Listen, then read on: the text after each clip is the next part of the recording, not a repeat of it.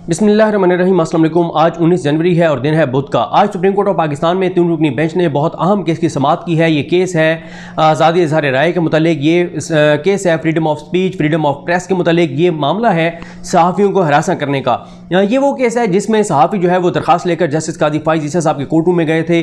Justice काजी फ़ाइज़ ईसा साहब ने वो दरख्वास्त एंटरटेन कर ली, उन्होंने सो मोटो ले लिया। उन्होंने उसके बाद उसके ऊपर जो है वो अहकामात भी जारी कर दिए। फिर सुप्रीम कोर्ट का 4 रुकनी बेंच बैठा जब उमर बदियाल साहब कायम काम चीफ जस्टिस पाकिस्तान थे, और फिर उन्होंने वो ऑर्डर वापस ले लिया।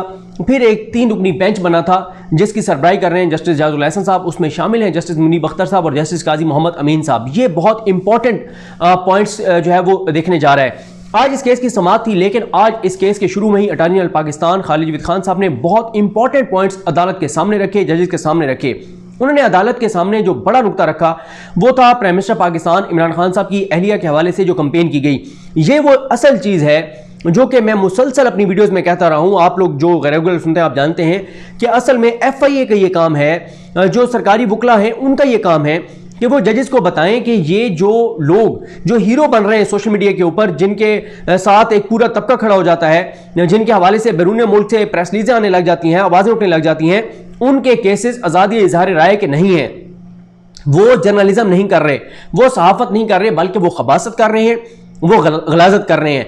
अटॉर्नी जनरल पाकिस्तान ने यही पॉइंट अदालत के सामने रखा कि ये कोई ऐसा नहीं है कि ये लोग कोई बहुत सारे लोग जो हैं कि कोई वो खबर हुकूमत के खिलाफ दे रहे हों, इमरान खान के खिलाफ खबर दे रहे हों।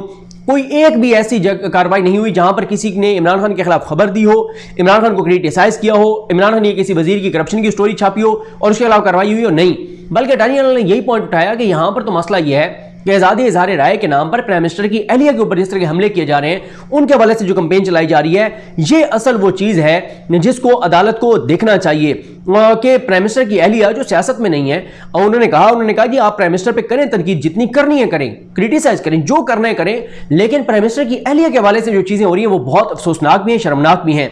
अच्छा, इसमें मैं आपको बताऊं कि अटॉर्नी जनरल पाकिस्तान ने यह बात कही और आज जो FIA ने जो report supreme court of Pakistan के सामने रखी है कुछ चेंजेस के साथ, ये वही रिपोर्ट है जैसे पहले इस्लामाबाद हाई कोर्ट में थी। इस रिपोर्ट में बहुत से खौफनाक इंकशाफात हैं। इसमें 1-2 वीडियोस में पहले कर भी चुका हूं जब ये रिपोर्ट इस्लामाबाद हाई कोर्ट के सामने पेश हुई थी कि इस रिपोर्ट में सबूत लगाए गए हैं कि प्राइम मिनिस्टर पाकिस्तान इमरान खान साहब की अहलिया के खिलाफ जो कंपेन है उसमें जो सबसे मुनज़्ज़म जो कंपेन है, जो सबसे घटिया और गलीज कंपेन है, वो कंपेन करने वाला जो यूट्यूब चैनल है उसको ऑन करते हैं हामिद मीर साहब के भाई आमिर मीर साहब। मैंने इस हवाले से कुछ ट्वीट्स भी किए हैं, वो अपने ट्वीट्स भी आपके सामने पढ़कर बताऊंगा।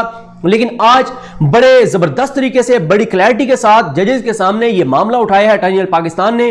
उन्होंने ये भी अटॉर्नी जनरल पाकिस्तान ने जजेस के सामने रखा कि जनाब ये जो एक प्राइम मिनिस्टर ने जो नामजद किया, जो मुंतखब किया प्राइम मिनिस्टर आज़ाद कश्मीर के लिए, जिनको उनके बारे में भी कहा गया कि जादू टोने से इनकी सिलेक्शन की गई और अखबारात में ये खबरें छपी हैं। तो मतलब उन्होंने कहा ये तो जर्नलिज्म नहीं है। जजेस ने ये कहा, इज़हार नापसंदीदगी किया इस मामले पर, ये जो कुछ किया गया प्राइम मिनिस्टर साहब की अहलिया के खिलाफ, गो कि ये जरूर कहा गया, उन्होंने कहा ये ऑफेंस क्रिमिनल ऑफेंस में नहीं आता और डेफेमेशन लॉज हमारे बड़े कमज़ोर हैं, उन पर उस तरह अमल दरामद नहीं होता, लेकिन ये घटिया चीज़ है। और जस्टिस काजी मोहम्मद अमीन साहब ने कहा कि हम इंग्लैंड की आज़ादी इज़हार राय के बहुत हवाले देते हैं और मरे जाते हैं जब उसके हम हवाले दे रहे होते हैं वहाँ की आज़ादी इज़हार राय की, लेकिन वहाँ पर भी इन चीज़ों की इजाज़त नहीं है। अगर वहाँ पर इस तरह की चीज़ें की जाए तो जायदादें बिक जाती हैं, सजाएँ होती हैं। तो ये कहा काजी अमीन साहब ने। यानी आज अटॉर्नी जनरल पाकिस्तान खालिद जवीद खान साहब ने जो सबसे पहले जो नुकता उठाया वो यही उठाया कि जी हमें इसमें फर्क देखना होगा कि आज़ादी इज़हार राय क्या है और आर्टिकल 19 में जो फ्रीडम ऑफ स्पीच है, फ्रीडम ऑफ प्रेस है, उसमें जो रीजनेबल रिस्ट्रिक्शंस हैं वो क्या हैं, किस हद तक हैं। वो कि आगे चल के वो एक लंबी डिबेट है, पैमरा के हवाले से डिस्कशन हुई, लेकिन ये बहुत इंपॉर्टेंट है जो अटॉर्नी जनरल ने सवाल उठाया कि इसको दोनों चीज़ों को मिक्स नहीं किया जा सकता कि आप आज़ादी इज़हार राय के नाम पर उन खवातीन को टारगेट करें। जैसे मैं आपको बता चुका हूं कई बार कि मरीम नवाज साहिबा सियासत में उन पर बात होती है, लेकिन जो मरीम नवाज साहिबा की एक बहन है, शायद उनका नाम असमा नवाज है, यानी हमें क्लियर उनका कंफर्म नाम भी नहीं पता, लेकिन उन पर कोई बात नहीं करता क्योंकि वो सियासत में नहीं है।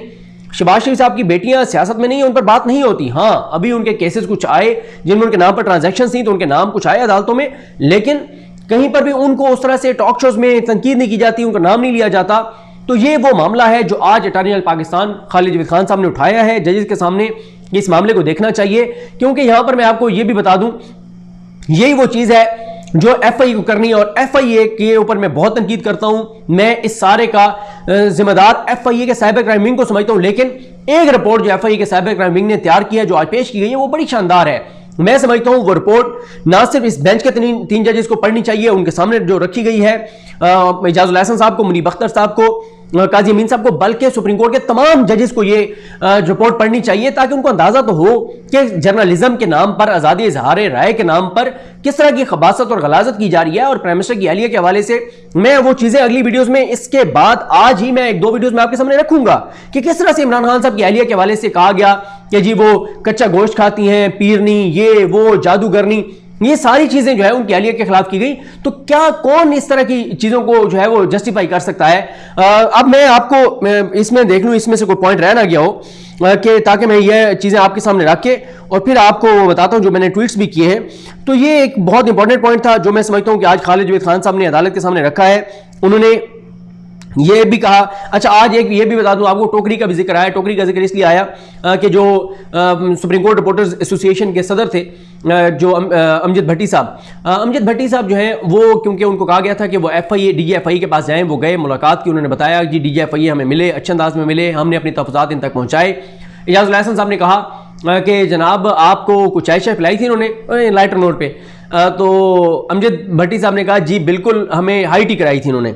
तो फिर साथ ही काजी अमीन साहब ने कहा कि आपने वो टोकरी शोकरी भी भिजवाई थी, क्योंकि आपको पता ही है टोकरी का जिक्र किस तनाजुर में है। मरीम नवाज साहबा ने जो कहा था कि कायनात अब्बू जो बाहर से लाए हैं चीज़ें, वो टोकरी पैक करके और वो उनको भिजवा दें राना जवाद साहब को, जो जियो के हैं। अच्छा, इसके बाद अटॉर्नी जनरल ने यह कहा कि जिस खातून की कोई पब्लिक लाइफ नहीं है उनकी तज़हीक की जा रही है, और उन्होंने कहा कि अवामी उतर रखने वालों पर तनकीद करने पर हमें कोई एतराज़ नहीं है। और उन्होंने ये भी कहा कि ये काजी अमीन साहब ने कहा कि ये बात किस्मती है कि हद तक इज़्ज़त के कवानीन जो हैं वो मुनासिब तौर पर मौजूद नहीं है डेफेमेशन के। और फिर उन्होंने ये भी कहा, वो इंग्लैंड वाली बात आपको बता चुका हूँ। फिर काजी अमीन साहब ने कहा कि झूठी खबरों का सबसे ज़्यादा नुकसान खबर देने वाले को होता है, और झूठी खबर की जो लाइफ होती है वो बहुत मुख्तसर होती है, और जो झूठी खबर देने वाला होता है चाहे जो मर्जी हो उसको कोई नहीं पूछता, उसकी वो वक़्त नहीं रहती। और फिर इसी तरह से उन्होंने ये कहा कि लेकिन आजकल हर कोई चाहता है कि शाम को उसकी मर्जी का तजिया और तबसरा हो। तो ये सारी बातें हुई। अब मैं ज़रा आपको जो मैंने ट्वीट्स किए इस पर मैं ज़रा वो ट्वीट्स आपके सामने रख देता हूँ ताकि कोई पॉइंट जो है वो उसमें मिस ना हो जाए। अच्छा, ये जनाब अटॉर्नी जनरल पाकिस्तान ने मैं बहुत सारे तो चीज़ें जिक्र कर चुका हूँ, वो मैं नहीं तो रहूँगा। और ये मैंने आपको बता दिया कि ये भी उन्होंने उठाया कि जो अखबारों में खबर लगी थी कि जनाब वो जादू टोने की वजह से इनका आज़ाद कश्मीर के वज़ीर-ए-आज़म का नाम जो है वो मुंतखब किया गया है। मैंने ये ट्वीट किया था कि पीडीएम की हामी 8 खवातीन एंकर्स वज़ीर-ए-आज़म इमरान खान की अहलिया के खिलाफ बकी की गलाजत और खबासत पर आज के प्रोग्राम में बात करेंगी? कौन कौन सा एंकर आज के इस केस पर अपने टॉक शो में बात करेगा? बात करनी चाहिए। और मैं आपको बताऊँ हमारे मीडिया का एक अलायंस बना हुआ है, आपस में एक बात पर इत्तफाक है कि एक दूसरे के खिलाफ बात नहीं करनी। कोई सहाफ़ी किसी को कत्ल कर दे, कोई सहाफ़ी किसी के खिलाफ जो मर्जी कर दे, बस सहाफ़ी के खिलाफ बात नहीं करेगा। जितना मर्जी सहाफ़ी झूठ बोलें, जितना मर्जी वो पाकिस्तान के खिलाफ बात करें, अदलिया के खिलाफ बात करें, फौज पे हमले करें, प्राइम मिनिस्टर की अहलिया पर हमले करें, इनके आपस में जो है वो बात नहीं करनी। उसके बाद मैंने ये भी ट्वीट किया था कि मैंने आप देखने वालों को कहा था कि आज आप लोगों ने एक रिपोर्ट बनानी है कि रोजाना झूठी खबरों पर प्रोग्राम करने वाले एंकर्स में से कौन कौन आज पेश होने वाली सच्ची रिपोर्ट पर प्रोग्राम करता है और कौन कौन सिर्फ इसलिए इंकशाफात से भरपूर इस सच्ची रिपोर्ट पर बात नहीं करता कि वज़ीर-ए-आज़म इमरान खान की अहलिया के खिलाफ गलाजत बकने वाला हामिद मीर का भाई है।